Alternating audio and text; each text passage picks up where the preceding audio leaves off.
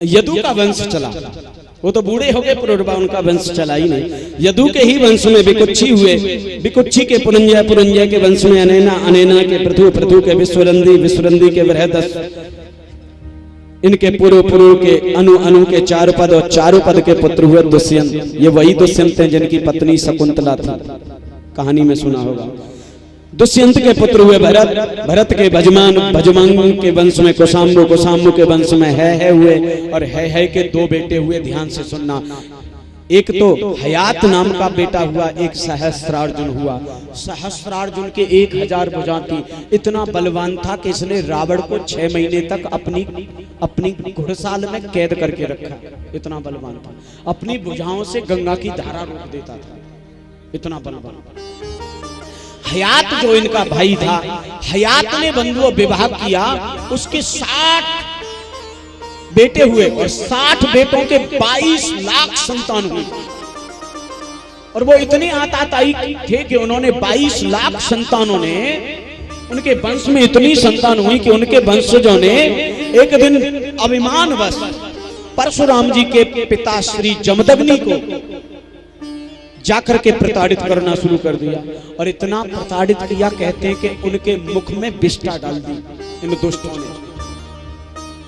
ये समाचार जब परशुराम जी को पता चला, परशुराम जी ने प्रतिज्ञा कर दी कि हयात वंशीय जितने क्षत्रिय मैं उनको जमीन से मिटा दूंगा, पृथ्वी पर एक भी वंश का अंश नहीं रहने दूंगा। 22 बार परशुराम ने फरसा लेकर के युद्ध किया और बंधुओं हयात वंशीय क्षत्रियों का एक भी बच्चा जीवित नहीं छोड़ा, पूरा क्षत्रिय वंश नाश कर दिया हयात का। सहस्त्रार्जुन का वंश, सहस्त्रार्जुन के पुत्र हुए पुनर्वसु, पुनर्वसु के हुए दिव्य रथ के आहुक, और आहुक के बंधुओं हुए 2 बेटे देवक और उग्रसेन। उग्रसेन के बेटे ही बेटे थे, जिनमें सबसे बड़ा कंस था, और जो देवक थे उनकी 7 कन्या थी, जिनमें एक कन्या थी देवकी। चूंकि कंस के कोई सगी बहन नहीं थी, तो वो अपनी चचेरी देवकी बहन को बड़ा प्रेम करता। प्रेम के कारण ही उसने बटेश्वर के राजा सूरसेन के बेटे वसुदेव जी के साथ में अपनी बहन का विवाह कर दिया और बड़े हर्ष के साथ विदा करने जा रहा था। लेकिन तभी आकाशवाणी हुई, रे कंस, तू जिस बहन को बड़े प्रेम के साथ विदा करने जा रहा है, उसी का 8वां बालक तेरा काल होगा। आकाशवाणी सुनी, कंस ने इनको मारने का प्रयत्न किया, वसुदेव ने युक्ति से बचाया अपने आप। कंस ने शर्त रखी, एक शर्त पे छोड़ सकता हूं तुम्हें, मेरे जेलों में रहना पड़ेगा और जितने बालक होंगे मुझे देने पड़ेंगे, मैं मार दूंगा। बोले ठीक है। जेल में डाल दिया गया। पहला बेटा हुआ, वसुदेव लेके आए, छोड़ दिया कंस ने। मेरा काल तो 8वां है, बैर मेरा 8वें से है, इससे कोई बैर नहीं है। 6 संतान हुई, 6 को वापस भेज दिया। एक दिन नारद जी आए, नारद जी ने कंस को उल्टी पट्टी पढ़ा दी, बेटा कोई भी 6 में से मार सकता है, देवताओं का कोई भरोसा नहीं। इसने लेकर के एक बार में ही 6 को मार दिया। अधर्म होगा। मामा के द्वारा भांजों का वध, भांजे तो पूज्य हो गए, अधर्म हो गया। भगवान के अवतार का प्रयोजन बन गया। भगवान ने शेषनाग को कहा जाओ अवतार लो। शेषनाग गए, 7वें गर्भ के रूप में देवकी मां की गर्भ में आए। भगवान कृष्ण ने योग माया को भेजा और कहा कि इनके देवकी के गर्भ को खींच के वसुदेव की दूसरी पत्नी है रोहिणी, जो गोकुल में नंद बाबा के यहाँ रहती, उनके गर्भ में स्थापित कर दो। देवकी के गर्भ से खींच के गर्भ रोहिणी के गर्भ में स्थापित कर दिया और कर्षण करने के कारण वो बालक गर्भ में आए। और जब जन्म हुआ तो उनका नाम रखा गया संकर्षण, अर्थात बलराम जी महाराज। बोलो बलराम जी महाराज की जय। फिर राधा रानी को निवेदन किया, हे राधे जो, आप जाओ ब्रज में अवतार लेके, अवतार लीजिए, क्योंकि जब तक तुम्हारा अवतार न होगा ब्रज में मेरा अवतार नहीं हो सकता। राधा रानी आई। वृषभानु नाम के गोप के यहाँ, कीर्ति नाम की गोपिका के यहाँ भगवान की परम आराध्या, परम आह्लादनी शक्ति राधा जी भगवान कृष्ण के अवतार से 3 वर्ष पहले राधा रानी का ब्रज में अवतार हो गया। बोलो राधा रानी सरकार की जय। कहां पर प्रकट हुई राधा रानी, कौन से गांव में? बरसाने में। चलो अब नहीं बता रहा, क्यों जी? बरसाने में ही हुआ राधा रानी का प्राकट्य। हाँ देखो हमारे बाबा बैठे हैं, उनको मालूम है कहाँ हुआ। आपको आपके ज्ञानार्थ बता दूं, राधा रानी का अवतार बरसाने में नहीं हुआ था। राधा रानी का अवतार रावल गांव में हुआ था। ये गोकुल के पास यमुना के किनारे पड़ता है। 7 वर्ष 7 महीने की राधा रानी थी, तब रावल गांव को छोड़ करके वृषभानु जी इनको लेके गए हैं और ब्रह्मगिरी पर्वत पर बरसाना गांव बसा के वहां बसे। 7 वर्ष की अवस्था में पहुंची है बरसाने तो राधा रानी। कन्हैया जी से 3 वर्ष बड़ी थी राधा रानी। प्रेम से बोलो राधे। क्यों बरसाने गई थी रावल गांव छोड़ के, ये कल की कथा में बताएंगे आप। 8वें गर्भ के रूप में भगवान देवकी के यहाँ अंश रूप से भगवान आए और सुंदर मुहूर्त में बंधुओं भादों के महीने में कृष्ण पक्ष अष्टमी तिथि दिन बुधवार रोहिणी नक्षत्र को रात्रि के ठीक 12 बजे देवकी के यहाँ भगवान कृष्ण के रूप में प्रकट हो गए। बोलो कृष्ण कन्हैया लाल की जय। दिव्य रूप में प्रकट हुए। वसुदेव देव की स्तुति करते कहा, प्रभु स्तुति मत करो, मैं तुम्हारा बेटा बन के आया हूं। बोले ऐसे नहीं, छोटे होते हैं बेटे, तुम तो भगवान हो। भगवान ने माया से इनकी बुद्धि फेरी और इनको आदेश दिया मुझे गोकुल छोड़ के आओ। सूप में रखा, हथकड़ी टूट गई, बेड़ियां टूट गई, ताले टूट गए, पहरेदार सो गए। लेकर के वसुदेव जी भगवान कृष्ण को गए, यमुना पे पहुंचे। यमुना नदी ने देखा भगवान अवतार लेके आए मेरे स्वामी, चरण छूने को उमड़ी और जब उमड़ी तो यमुना जी में पानी बढ़ा घुटनों तक, कमर तक, वसुदेव के नाभि तक, हृदय तक, गर्दन तक, फिर मुख तक आने लगा। सोई चिल्लाने लगे, अरे कोई ले, अरे कोई ले, कोई ले, कोई ले, मेरे लाला को कोई ले। जिस घाट पे ऐसा बोले वहां आज भी एक गांव बसा हुआ है कोयले, कोयला घाट। कुछ लोग शायद गए होंगे, ब्रज 84 कोस की परिक्रमा उसी जगह होके जाते हैं। चरण छू करके जमुना जी नीचे उतरी, गए वसुदेव, सब सोए हुए हैं गोकुल में। और बंधुओं वहां जाके बालक को रखा। जैसे ही बालक को रखा, आपके ज्ञानार्थ बता दूं, एक बड़ी अद्भुत बात बता रहा हूं, वो कल मैं विस्तार से बताऊंगा। वहां पहले से एक बालक और एक कन्या लेटे, ध्यान से सुन।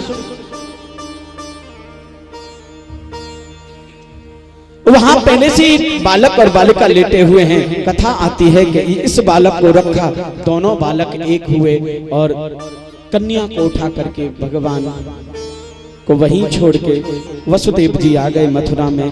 कंस को समाचार मिला, आए, पैर पकड़ के कन्या को जमीन पे मार के मारना चाहते थे, लेकिन हाथ से छूट गई। अष्टभुजा रूप धारण करके बोली, कंस तू मुझे मार नहीं सकता, बल्कि तेरे मरने का समय आ गया है। जल्द ही ब्रज में तेरा वध हो जाएगा। तुझे मारने वाला गोकुल में प्रकट हो चुका है।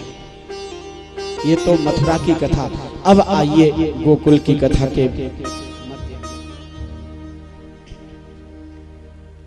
गोकुल में नंद बाबा 80 वर्ष के, 78 वर्ष की यशोदा मैया और कोई बालक नहीं है। ब्रजवासी 24 ब्राह्मणों की यहाँ अनुष्ठान कराने गए। 24 ब्राह्मणों ने चकाचक माल खीर पूरी का भोग बनाया, यमुना जी को भोग लगाया और भोग लगा करके बंधुओं कहा, हे यमुना मैया तो ये खीर माल पुआ का भोग लगाइयो और नंद को लाला दियो, ऐसो बस बोलो। और यमुना मैया की कृपा सो, भगवान की कृपा कटाक्ष सो, राधा रानी सरकार के आविर्भाव सो सुंदर मुहूर्त, सुंदर नक्षत्र में यशोदा मैया के यहाँ भी भगवान का प्राकट्य हुआ।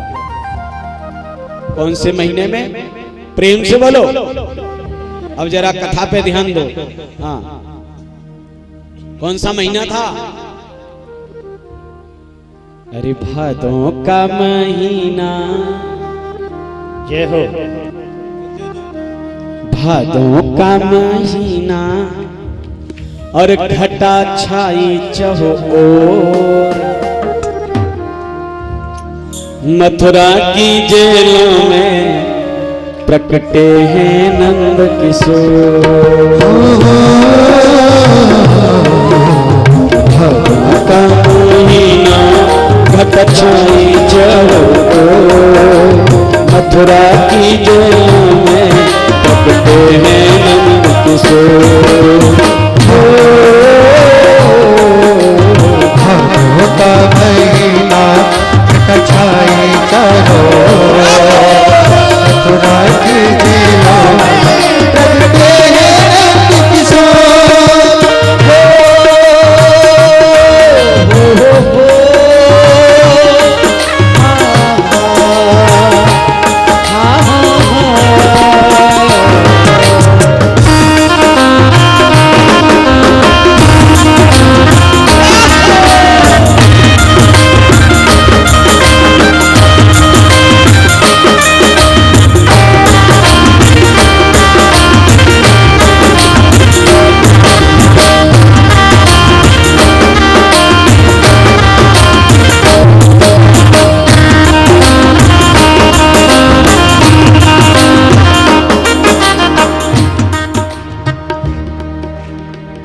क्यों भैया तुम्हें भगवान कृष्ण के अवतार की खुशी ना है का?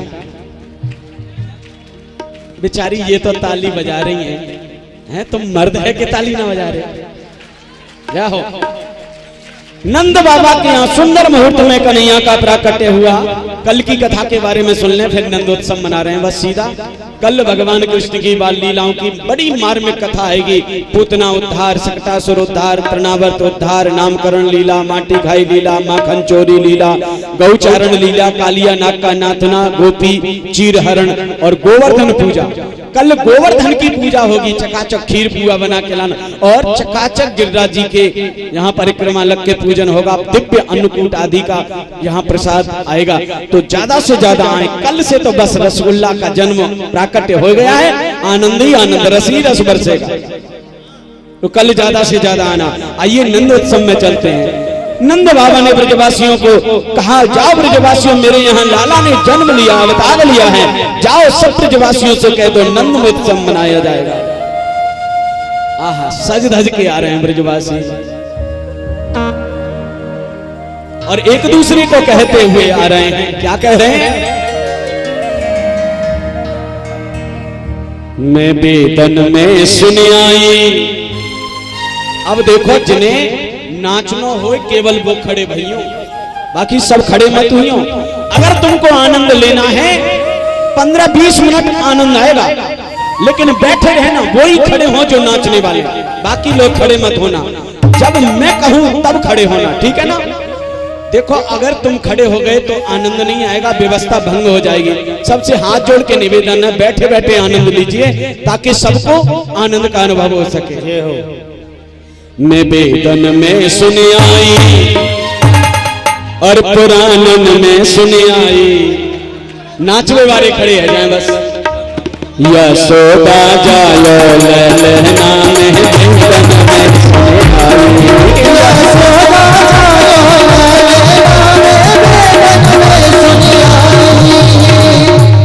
देखो, ये पुरुष लोग, लड़का इत्यादि, देखो ध्यान दें, माताएं बहनें केवल इधर नाचे, पुरुष लोग इधर नाचे।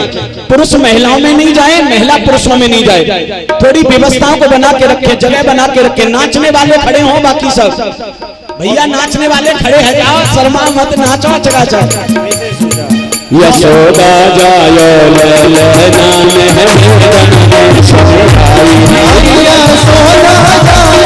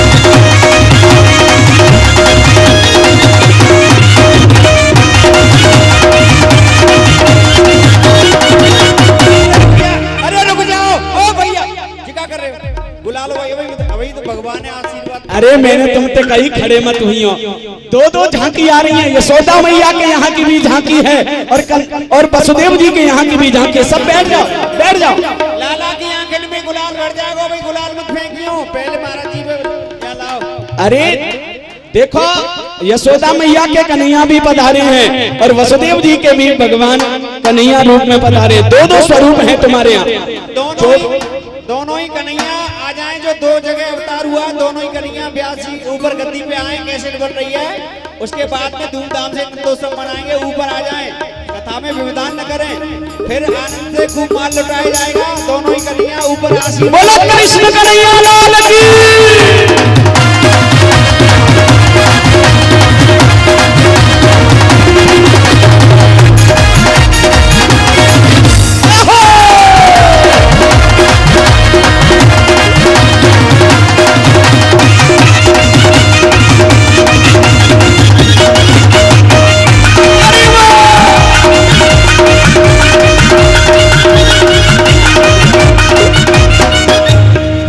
अरे मथुरा में जन धन